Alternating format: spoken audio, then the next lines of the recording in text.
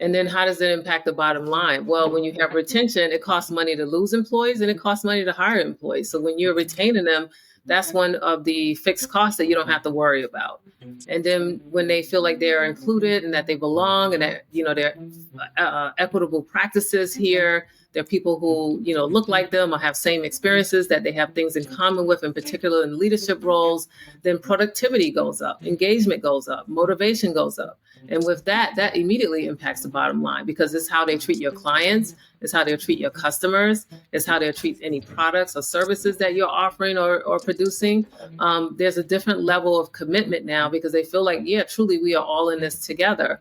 And as a result, they want to do their best and they want to, make their company a great company to work for.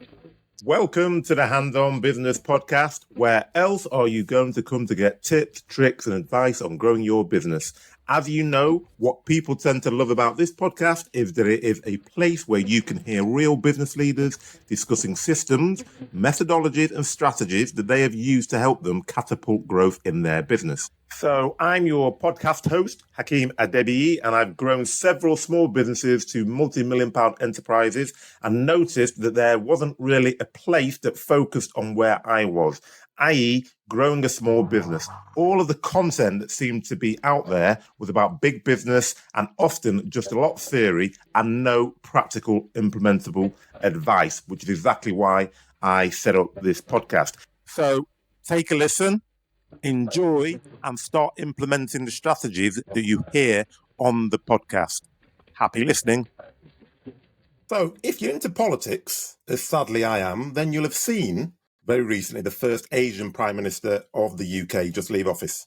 And at the same time, the first woman Chancellor of the Exchequer has just walked into office. Now, for my US audience, that's the US Secretary to the Treasury. Now, as well, there's also been a lot of focus in the UK about the number of elites in the UK cabinet, allegedly the fewest number this century. And over in the US, I say over, I'm actually in the US now. So here in the US, there's also a lot of talk about whether or not, if Joe Biden were to step aside, I don't think he will, by the way, but if he was, then would America be happy to support the first black woman vice president to take his place? And the emphasis always seems to be whether this ethnicity, this sex, this other is good enough. And as I watch this play out across the Atlantic, I reflect on the fact that I see similar discussions occurring in every workplace I've ever been in. But what I've personally found is that recruiting the best people is the most successful strategy. And funnily enough, I've noticed that the best people never come from one homogeneous mass. Now, hence, I've always driven diversity and inclusion, I believe, in all the business I've worked in, not just because it's the right thing to do, because it makes business sense. And it's such an important hot topic all over the world at the moment. What I've done is what I normally do. I wanted to bring you a world leader in this area to discuss why diversity, equity and inclusion is important in growing your business. So I'm delighted to be joined today by Dr. Tana M.Session. Now, she's a strategist, a speaker and a consultant, and she's got over 30 years of human resources experience and is a recognized cultural transformation architect. She spent 10 years as the top human resources executive for both domestic and international organizations and has worked with some names that you may recognize: McDonald's, Creed Perfumery, Interscope, Geffen A&M Records, Spotify, and NASA, to name but a few. Now, but at the same time of doing those big companies that I'm sure you've all heard of, she's also worked with high-tech startups and fast-growing companies. So I don't know where she gets all the time, to be honest, and we'll dig into that, but she's also authored a number of books, including a #1 bestseller, Get Your Career Life in Order, and recently been recognized as Huffington Post's top female expert to follow. Welcome, Dr. Tana. It's a pleasure to have you on the show. Thank you so much, Hakeem. I'm excited to be here today. Excellent. So just before we kick off into some deeper, meaningful questions, just tell us a bit about your life journey. You know, what brings you to being the Business Hall of Fame winner from the Los Angeles Awards? I'm sure there's quite a lot in between. You know, you've been small and being where you are now. Yeah. Well, I started my career in HR as at the time I was the secretary to the director of personnel, we called it back then. So as you said, I've been in HR for over 30 years.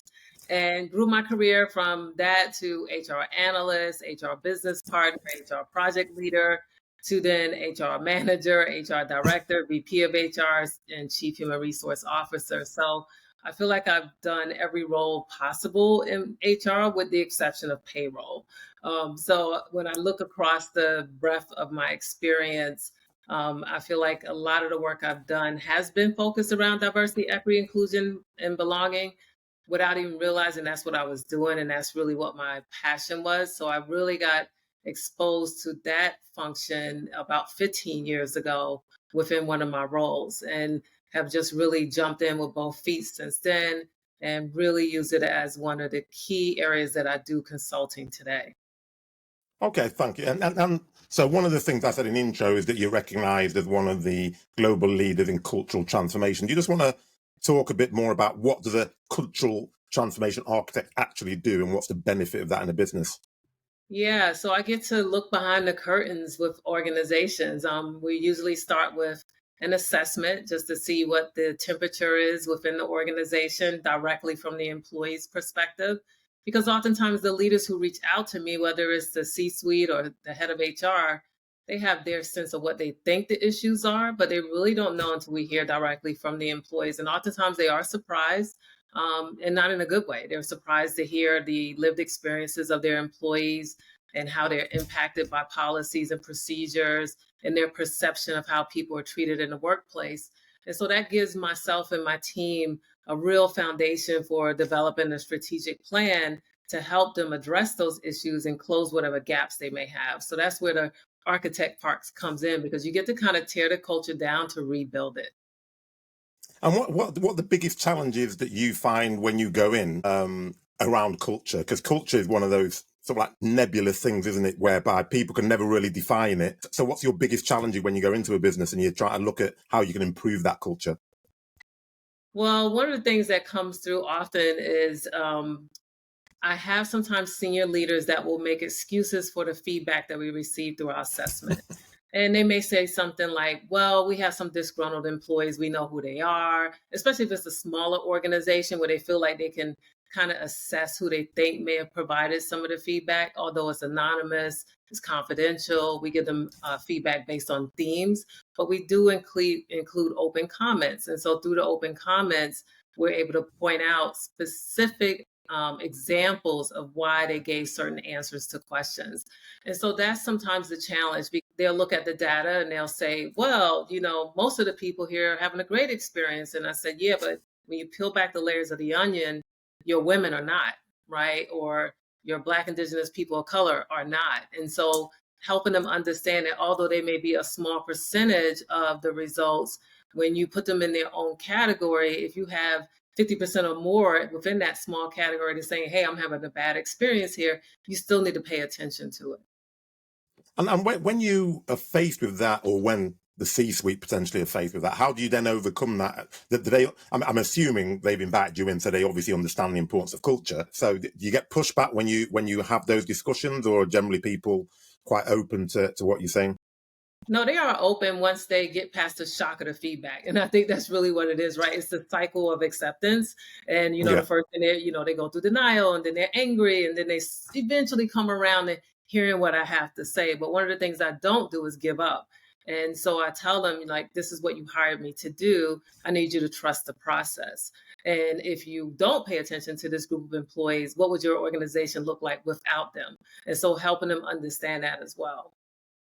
And so most of the people who are inviting you in, are they purely looking at the culture, or are they specifically looking at diversity, equity, and inclusion? It's a combination of both, and they're tied together, right? So, Yeah. although we have two different assessments, we'll do one specifically just around diversity, equity, inclusion, and belonging, if that's their singular sole, focus. Versus, okay, we want to look at the culture. We need to understand what the employee is experiencing. Then we're doing a cultural assessment, and that's something different. Although it has some components of the diversity assessment, it isn't just linked to that. Okay. So, and then how would you define, diversity, equity, inclusion, and belonging, and why are those concepts particularly important for like smaller businesses? Because that's predominantly my audience. Yeah. I think first, how do I define it? One of the things I have stopped doing, Hakeem, is just using the acronym, because Yeah. seen all the backlash and DEI in the news and in headlines, I think people have lost focus of what that acronym stands for. So when you talk about diversity, it goes across so many different aspects in terms of all the social categories that each of us as complex human beings check, whether it's based on gender, race, the things you can see, or the things that you can't. Maybe they have neurodiversity. Maybe they have someone in their family who has neurodiversity. Maybe they have parental responsibilities or, other caregiving responsibilities. So diversity is so broad and so wide. There's no way to really put it in a box. And it's continuing to evolve as we get more diversified as a world. And then when you look at equity, I tell people to think about it in this perspective, because oftentimes when I ask people to define equity for me before we even do the work, they'll say, oh, treat everyone the same or fair. And, that's part of it, but really that's not the sole focus of equity. Equity is understanding that you have to meet people where they are, understand that each person is an individual with individual lived experiences. Those lived experiences in some ways may have been barriers for them in terms of achieving success or having opportunity. And so you want to provide them the resources that they need on an individual basis in order for them to have the same results as I tell people, I'm in law school right now. And I said, look, the law is based on equality, treating everyone the same. They say the eyes of justice are blind.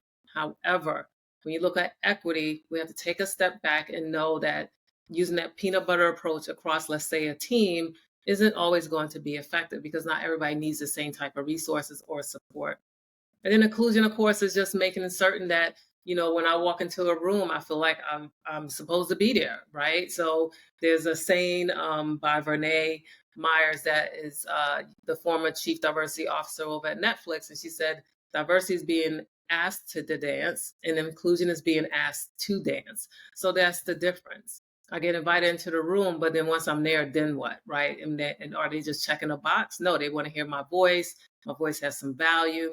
And then belonging means I can show up as my true, authentic self. I feel psychologically safe.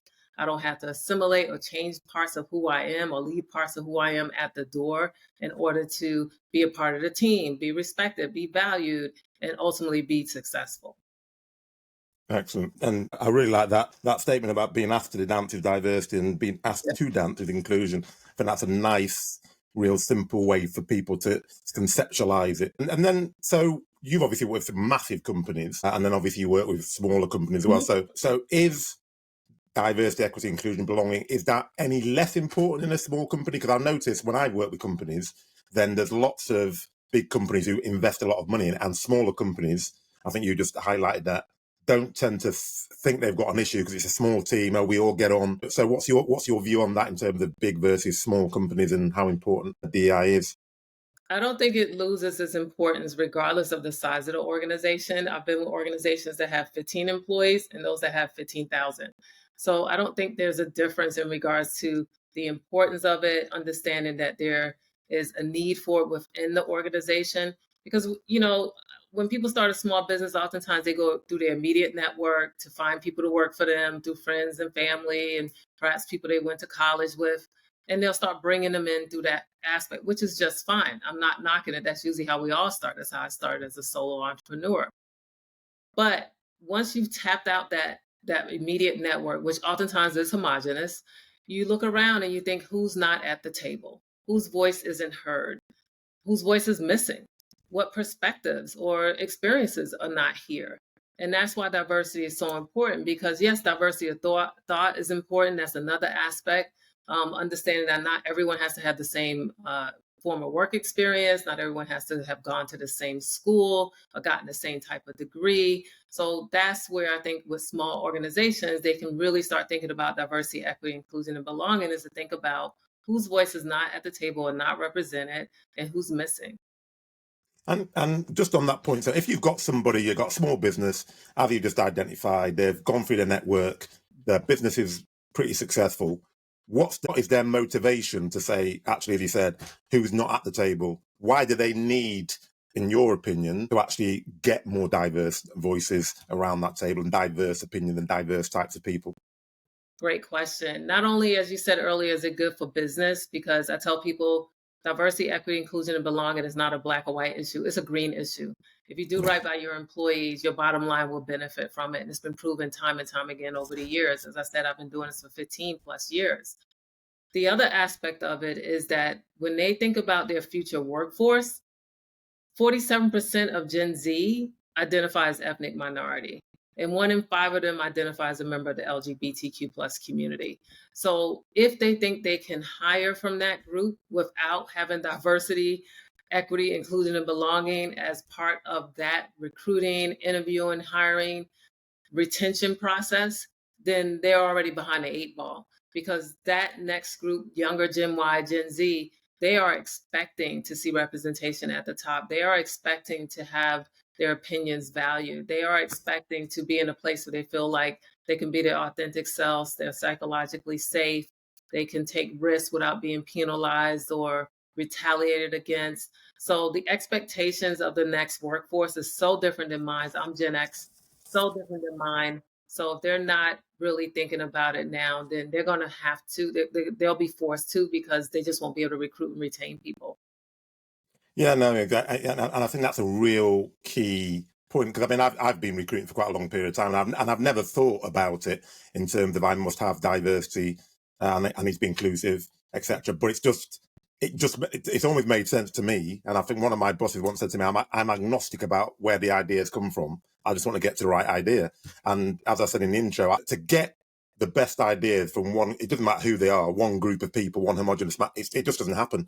And so I've always thought about, well, how can I get the best people around the table? Where I don't care where they come from.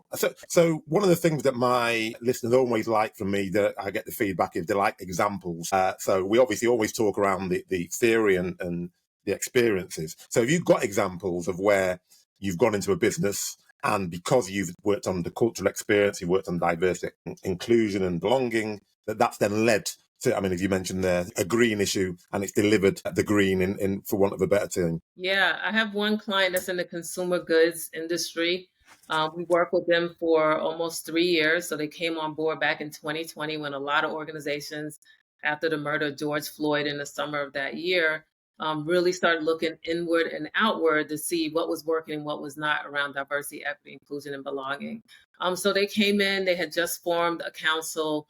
The council was made up of voluntary employees across the organization, but they didn't have the knowledge, the wherewithal, the methodology, or even the psychology behind this work. So I joined them as a partner and a member of their diversity council. And we started with, an assessment to understand where the employees were. They have locations across the US. So understanding where the employees were in terms of their understanding, their acceptance. Also, what were some of the gaps in the organization as it relates to, in particular, inclusion and belonging. And then we developed a strategic plan for them, which they worked for 3 years. We did the survey year over year as well. So we were able to see through data how things were progressing in the organization.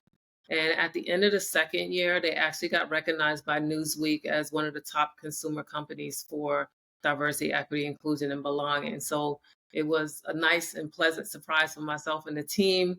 And of course, for the CEO as well, who happens to be a white female that identifies as a member of the LGBTQ plus community. But she understands the privilege that she has as a white woman, representing the world. And so she, stepped back from the work. She said, hey, I'm not going to be the face of this work. It needs to be the employees. And it was a very great, diverse group of employees from all levels and different departments. But she was the main sponsor. She put her money where her mouth was. Excellent. And did you see growth in the bottom line in terms of the recognition of the business performance as well? Yeah, definitely. They've actually grown since then. So they've opened new locations. They have also been able to take their product and get it into bigger stores, like Walmart and Ulta and some other ones. Additionally, the CEO was very determined from the very beginning that she wanted to diversify her C-suite and her board. And she did. She was able to bring in a Latino male as a CFO. She was able to recruit a Black woman to her board. So the first woman that identifies as Black, Indigenous people of color joined her board. And it took time. And I told her, I'm glad that she was being very intentional. She didn't just check a box. She really was focused on making certain that she had a group a good group of qualified candidates with the lens of, I want to make certain that we have some diverse candidates in this pool. They recruited from different areas that they hadn't before. And as a result, she was able to hire the CFO and then the board member as well. Okay, excellent. So that's a really good example. And I think that leads me on to the next question, because it's all about leadership, isn't it? Because she's obviously the CEO and she's led that. So what role does leadership, do you think, play in that? And if you've got a leader who isn't really bought into it, what are some of the techniques, or what are some of the things that you've seen that work to actually, because it really is quite, to me, quite simple, that you need to have that diverse workforce. And I mean, you mentioned about Gen Z. Also, if you had nothing else, that would be enough, really, to say you need to start thinking about diversity. But when you've got those challenges where you've got people or leadership who are not really bought into it, but maybe the team around them think that this is something that needs to happen, how do you deal with that?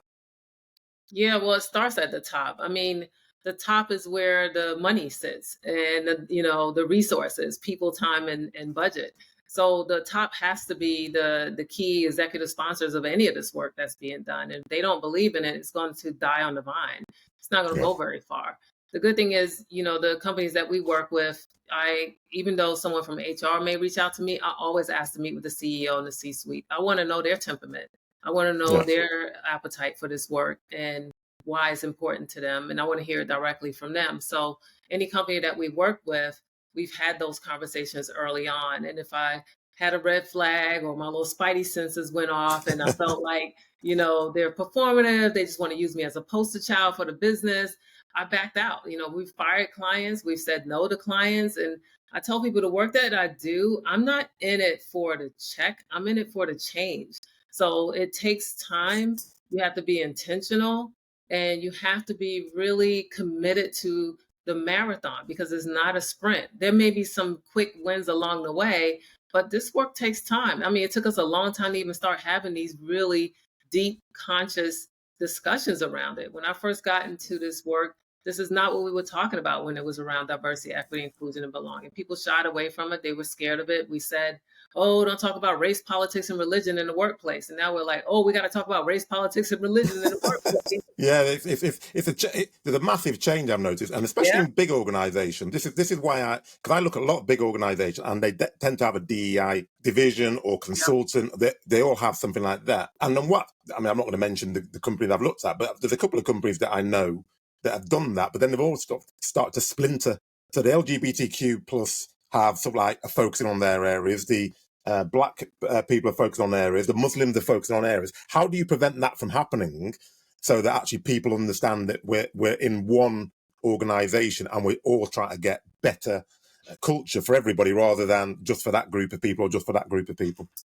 Well, what I recommend in that instance, and the company has to be sophisticated enough and also big enough for this to make sense, but having a diversity council or committee, whatever they want to call it, and then having individual employer resource groups. So that's where you have the branching off of these different underrepresented groups within the workplace that come together to talk about their experience, to talk about what they need from leadership, to talk about what's working, what's not, what are the gaps, and then bringing that information back to the Diversity Council, which should be very diverse across the organization.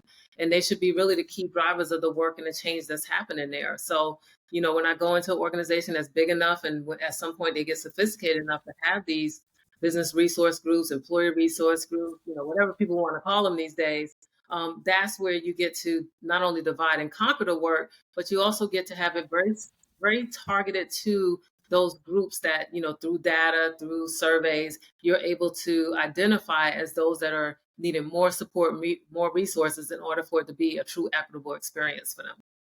Excellent. Yeah, that's really good advice, actually, because I've just seen people splintering off, and it's probably because, as you just identified, they haven't got a diversity council. And I think that's a really good way for people to start thinking about their business. And then, so when you go into it, what would be the most common misconceptions around diversity, equity, inclusion, and belonging when you're going into businesses that you have to overcome? That you're there to change people's minds. That's not my job. I can't do that. That's not my job. Yeah. My job is to provide information through data, through research, through training, through simple conversations to help people increase their self-awareness. And I understand that people are to the far left and far right in terms of their understanding and acceptance.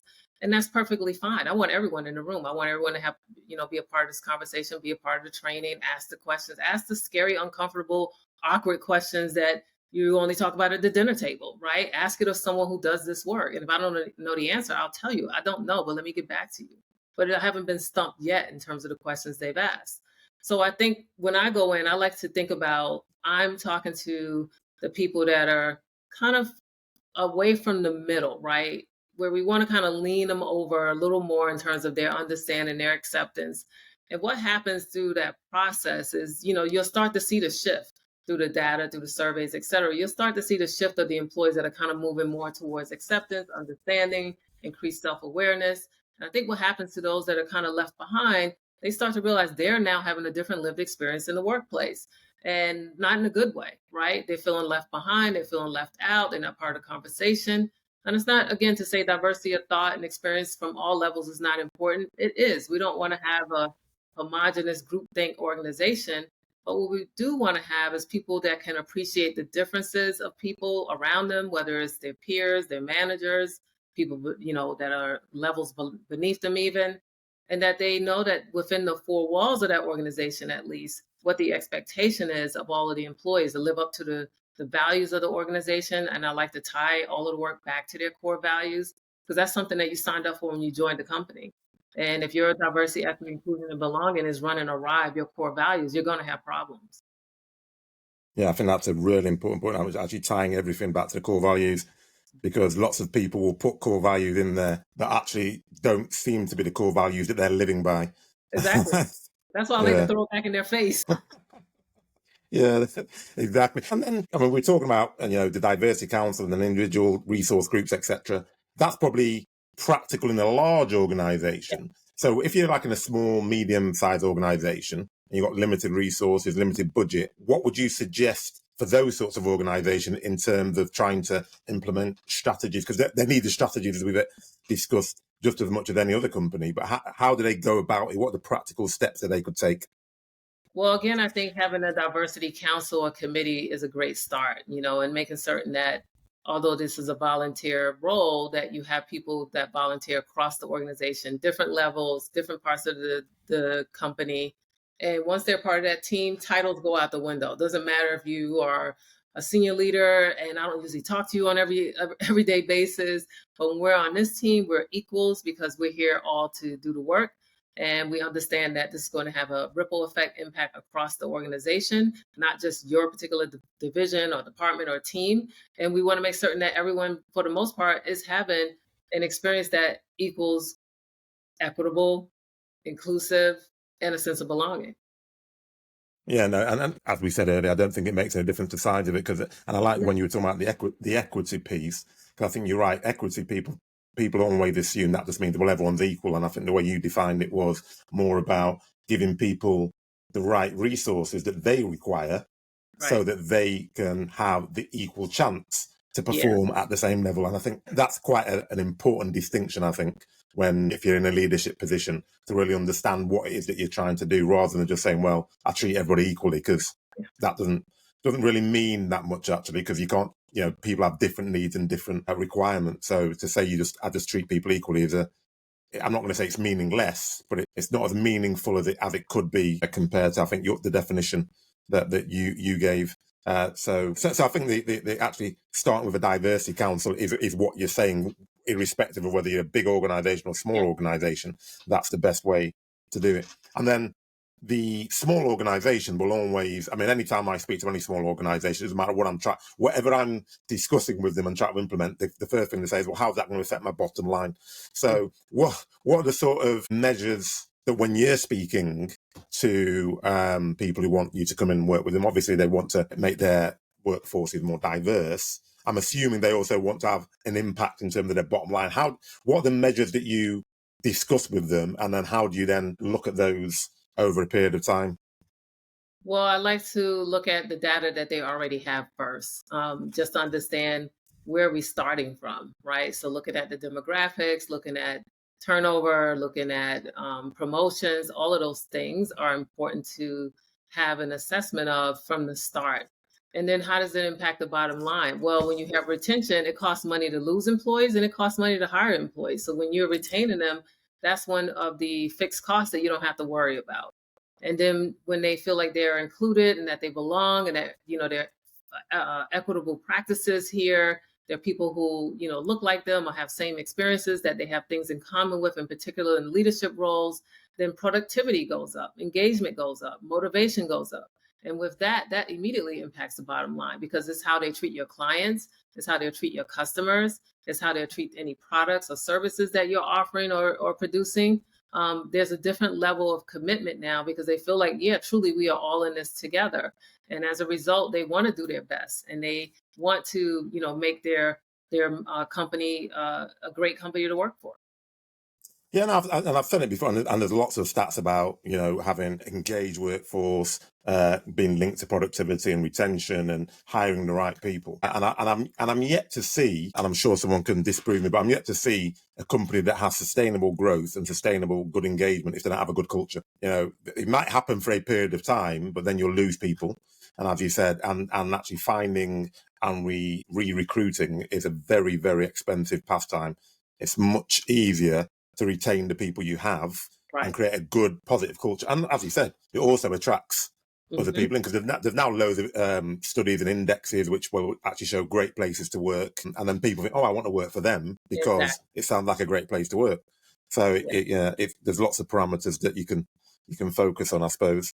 Yeah, and this next group of employees, they're doing their research, and they're talking to people who work there currently. They're finding people who left and asking them what their experience was like and why did they leave. So they're doing their research, even before they apply and oftentimes even during the interview process. And I've had clients tell me, I'm getting asked different questions during the interview process. They're asking me, what is our commitment to diversity, equity, inclusion, and belonging? What is our representation of diverse leaders? Those types of things.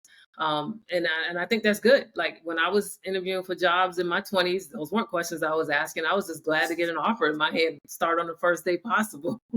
Yeah, no, exactly the same. And it is interesting. You can see over that period of time how interviewees have changed and they're sophisticated. They're sophisticated and they expect a lot more than certainly I did. And I think from what you're saying, what you did, I was the same. I just wanted a job and I was just happy that they wanted me. Whereas now it seems much more that the interviewee is interviewing the interviewer just as much as the other way around to say, well, actually, you're not a company I want to work for because of these parameters. And I think diversity and equity and inclusion and belonging are one of those topics that people are much more focused on than they used to be. And I mean, this is not specifically a business question, but because I'm obviously obsessed with politics as well. What is your view of, obviously I come from the UK, but I'm in the US at the moment, and I see there's definitely more challenges in the US, I think, actually, around diversity, equity, inclusion and belonging in terms of people against it than I see in the UK. So I've just been watching the news most recently, and they're talking about Kamala Harris being a DEI candidate, not talking about the fact that she's the Attorney General, not talking about the fact that she's a qualified lawyer, not talking about all the stuff she's done in her life. It's like she's completely unqualified and they've put in that position. And you're thinking, well, she's just as qualified, if not more qualified, than anyone else who's been in that position. So what's your view in terms of in the US, the challenges around it? Because I may be wrong, I may be misinterpreting, but I'm seeing a lot more pushback around having diverse voices than I tend to see in the UK. Yeah, Hakeem, I'm in a group of diversity, equity, inclusion, belonging consultants, and we've been talking about this for quite some time now. And I'm of the opinion that there was a mistake made back in 2020 because here in the US in particular, so many people jumped into the work. And I'm not taking anything away from anyone who said, this is a passion of mine and I want to do it. And oh, by the way, someone asked me, can I do this work? And I said, yes, because there was a check attached to it. But what happened was, where the mistake happened was these individuals, a lot of these people ended up doing more damage than good. And so as a result, the brand of diversity, equity, inclusion, and belonging got a bad rap. And it got a bad rap from the people who hold the purse strings, who hold the power, white, cisgender men over 40. And they were left out of the conversation. That was the other big mistake. They were told that you are the problem. We don't want you in the room. You shouldn't be in this training. It's not about you. Don't center yourself. Whereas what we should have been doing is saying, come into the room and learn, and let us learn from you. What is your perspective here? What has been your experience?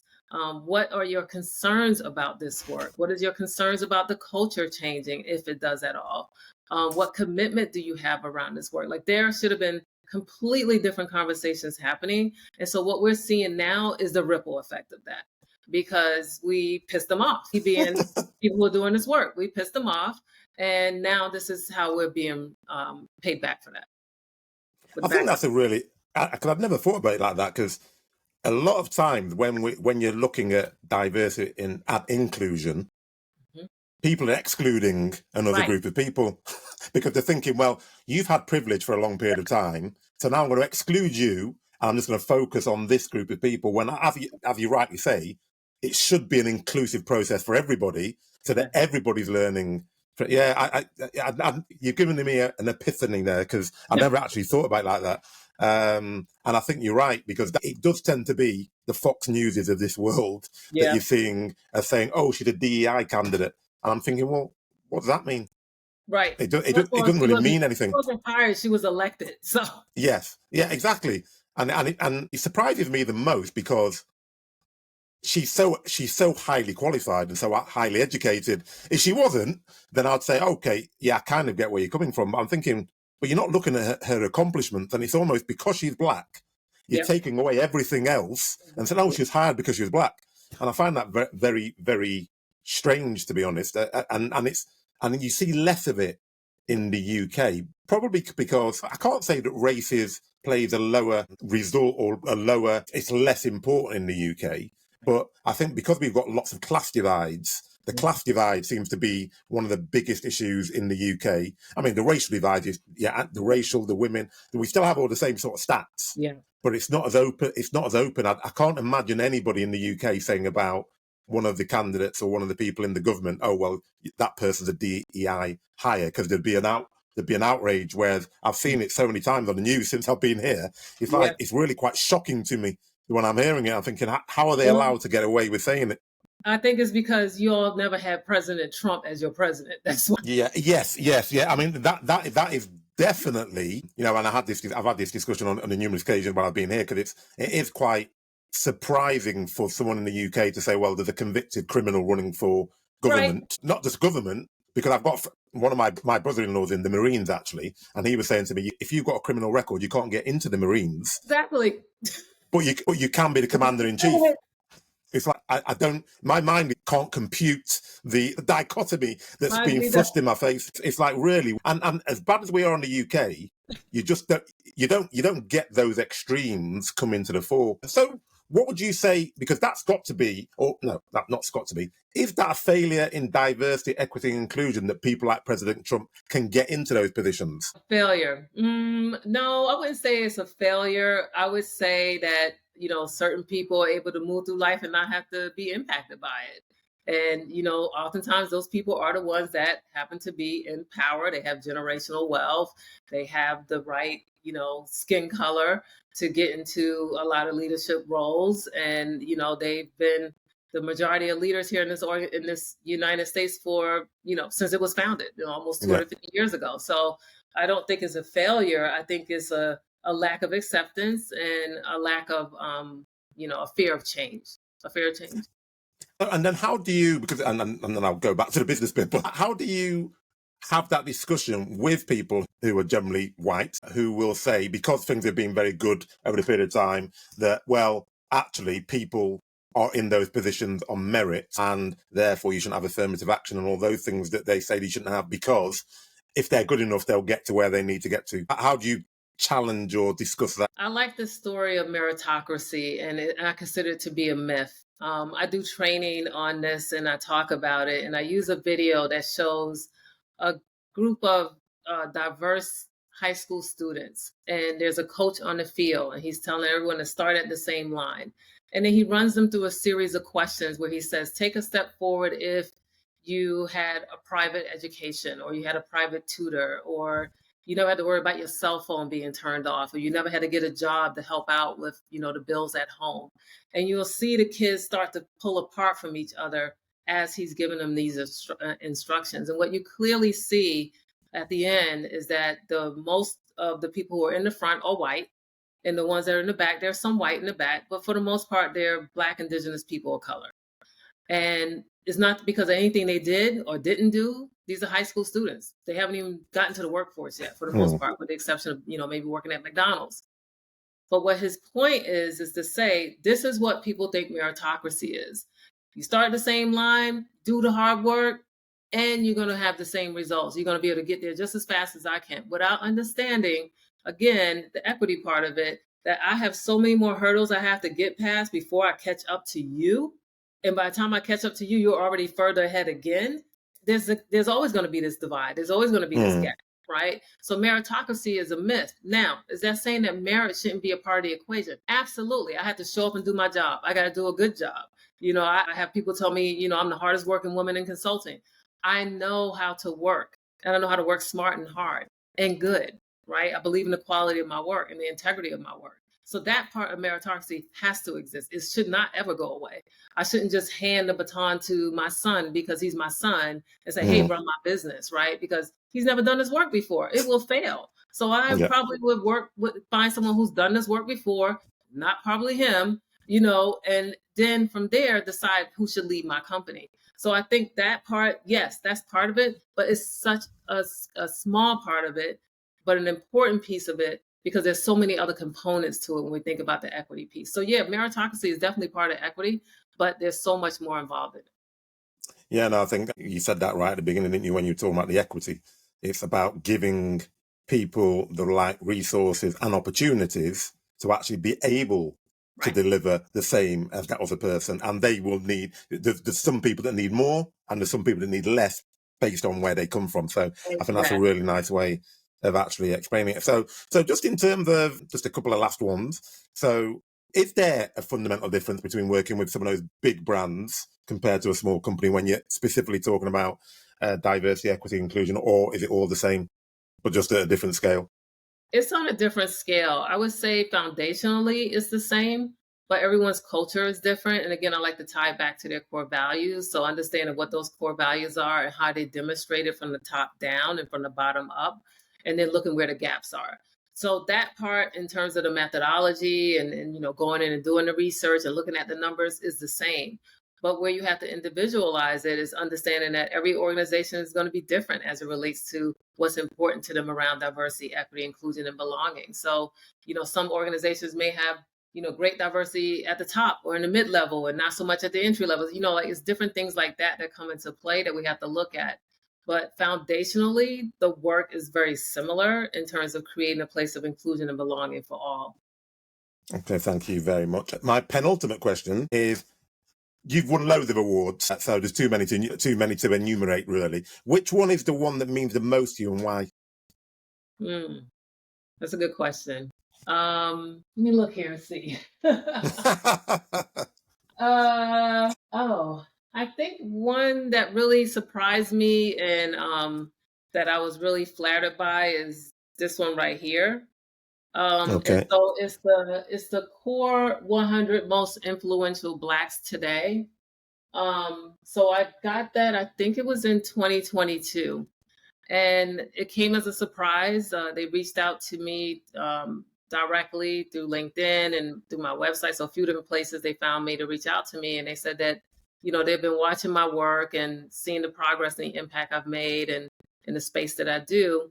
And they wanted to honor me. And, I was included on the list with politicians and entertainers and, people that I truly admire. And I was just flattered and, surprised again by that recognition. So I think that's one of the main ones that really sticks out to me. Oh, excellent. Yeah. And just on that one, so there's obviously a place for those separate awards. So are those awards, i.e., and what I'm talking about, because it's the most influential Black person as opposed to the most influential top 100 influential. Yeah. Do you think that we are close or still far away from having that equity, diversity, inclusion in awards, whereby there may be a time where you don't need to have a black awards. It's just like, well, actually, this can be recognised because of meritocracy. Yeah, I hope so, Hakeem. I think we'll get there eventually. My son is 28, and he's, been around me and seeing me do this work and hearing me talk about it around the dinner table, breakfast table, whatever, for the years, right? He calls me a HR DEIB nerd. But I'm always looking at the world through that lens. I can't turn it off. And he'd asked me one day, because he was here helping me record a course for LinkedIn. He was my producer that day. And he said, "Ma, I'm listening to all the stuff you're talking about. And do you really think it's going to change? Like, do you feel like the work that you're doing really is going to have an impact?" And I said, that has to be my core belief to my DNA, because if not, then I'm performative. And although it may not have an impact on every single person, I don't expect it to. I feel like I can be that pebble that's thrown into the pond that has a ripple effect, right? So I'm going to touch some people. And sometimes when I do trainings, if only one person walks away with, "Oh my gosh, I had an aha moment. I'm looking at the world differently. I'm listening to conversations differently," then I've done my job. So I believe, will I see it in my lifetime? I hope so. I've already threatened him that I'm going to live until 120. But I'm 55 right now, so I don't know. But I hope that his generation and his children's generation will see the impact of the work that I've been doing for these 30 years, and I hope that one day when he's my age, he can look back and remember the conversation we had and say, "Wow, I could see the difference of all the work my mom did and all the people who were in the trenches with her doing this work," because I don't even have to think about this stuff anymore. Like you said, like there's no more like, BET awards and MTV awards. It's just the music awards, period. Right? Yeah. Same thing with, professional awards like this. It's just who's the most influential business person in America. Okay. Those types of things. So I hope that will be the case. I look at my husband likes science, sci-fi, and he watches things like Star Trek and Star Wars. And one of the things I've always noticed, again, because I can't turn it off, is how diverse the people are in those shows. So whether they're aliens from one planet or another planet, other people who look like humans that may not be a human, maybe an android, like they're all there achieving the same thing, working together as a team, tapping into each other's diverse experience and resources, expertise, and accomplishing a mission. And I'm like, one day we're going to look like those characters on Star Trek and Star Wars.